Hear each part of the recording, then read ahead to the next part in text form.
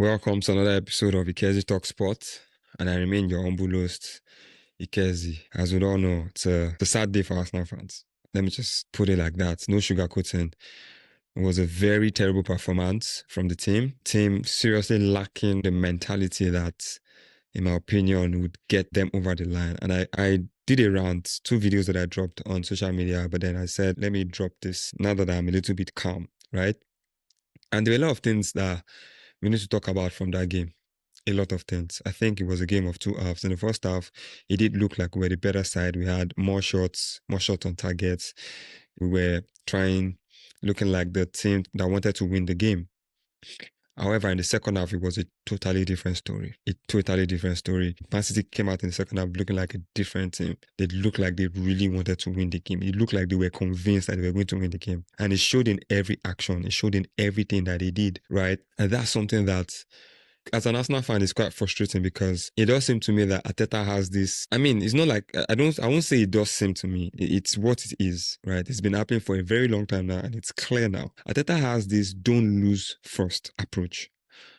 And yes, it might work in games against maybe Fulham's or the Crystal Palace or the Newcastles and stuff like that. But against the big teams, where it actually matters, that approach will never work.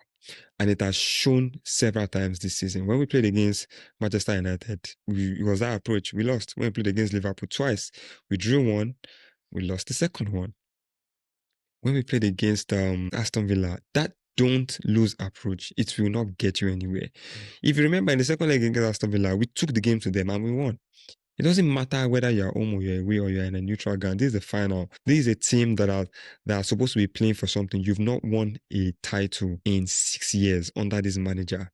I was expecting that you would go all guns blazing. I don't care who is injured or who is not available. As long as you have legs, you have your brain, you go all guns blazing.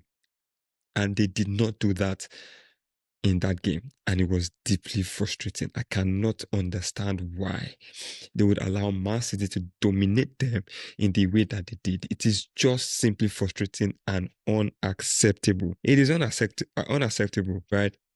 I've said it. That mentality to get things over the line seems to be absent. I don't understand what Kepa did. Like, I get it questioning, Arteta's decision making in starting Kepa in the first place. Yes, he's been a goalkeeper all through the Carabao Cup up until the final. I understand putting him in the final, but it does look to me that decision has backfired, and rightly so, because look at his display. In the first half, he barely faced any shot, so we couldn't have even known, right? But in the second half, the first moment of action where he had to do something, he got a yellow card. That was ridiculous. That was uncalled for, what he did. He got a yellow card, and that, in my opinion, dictated the tempo of that second half. It looked like, yes, we started to be nervous. He started to become nervous. And the spill, look at the spill. That is so, I don't know, it's so amateur. If you cannot catch a cross, you punch it. This is football 101 at the highest level. At the highest level, you shouldn't be doing such a mistake. And after that mistake, it didn't look like we're going to recover. Also because we shot ourselves in the foot. Coming into the second half and playing a low block, a deep block, sitting back, come on.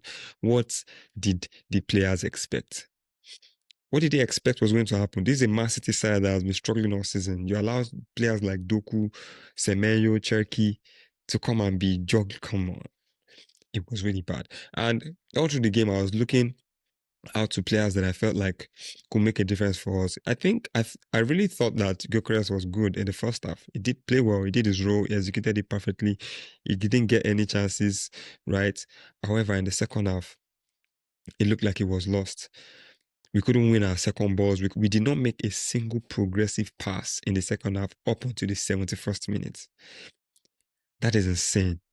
We could not make a single progressive pass. And this is a midfield that had Zubimendi and Declan Rice. It was really bad. It was a disgraceful performance. It was a shameful performance. And I see 2 things can happen in the aftermath of this game. Is either they learn from this and understand what it takes to get things over the line and then fix up. And by fixing up, I mean work on that mentality.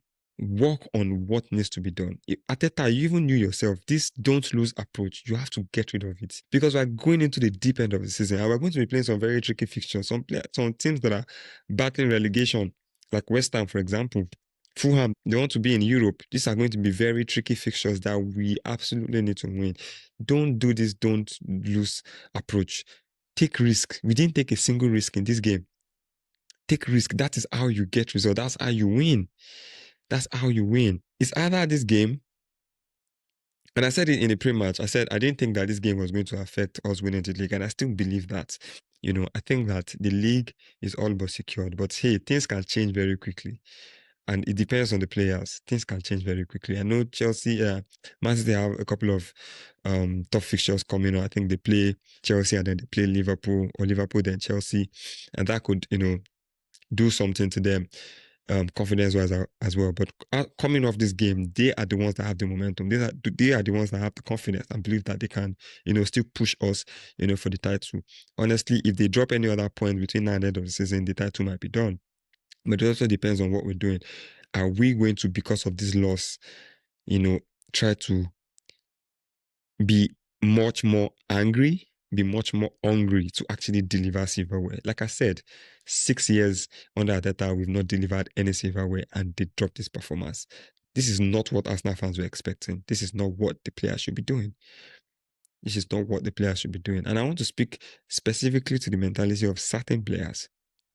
Madueke, you came on. What was that performance? That was a whole bunch of nothing. A whole bunch of nothing. Right? Saka, where were you today? I didn't see nothing from you.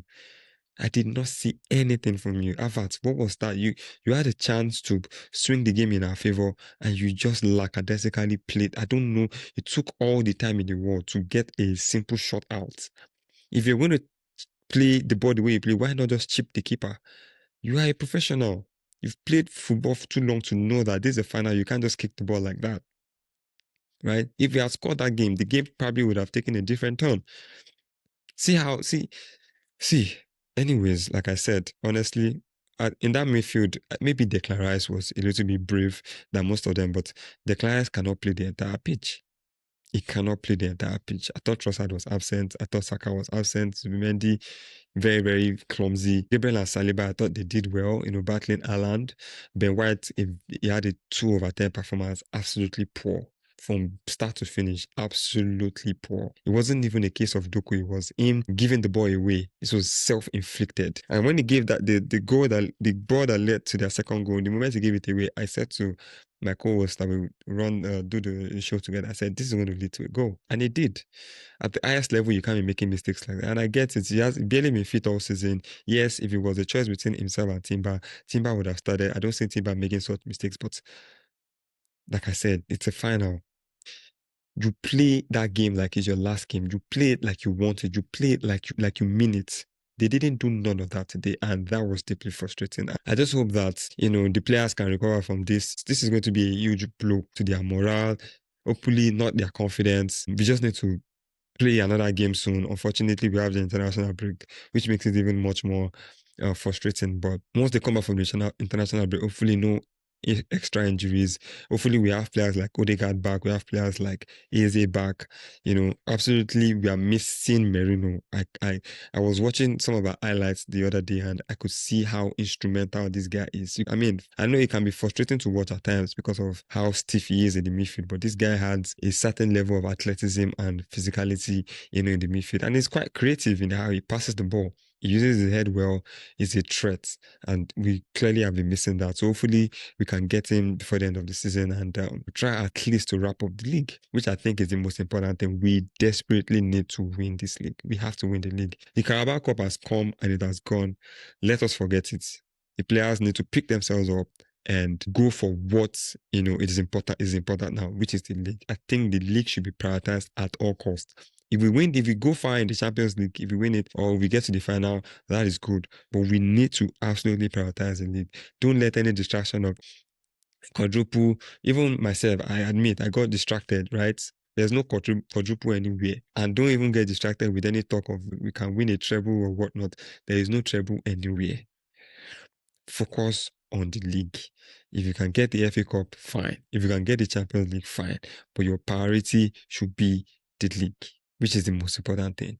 Anyways, like I said, congratulations to Manchester City. I think it's a very nice trophy for Guardiola to win. I believe what we believe all know or believe to be his final season as a Manchester City boss. And I think, yeah, it's kind of like a good farewell if that's to happen. But we can't be giving them any much more than what we have already done. We need to make sure that we take the other trophies that are available to us.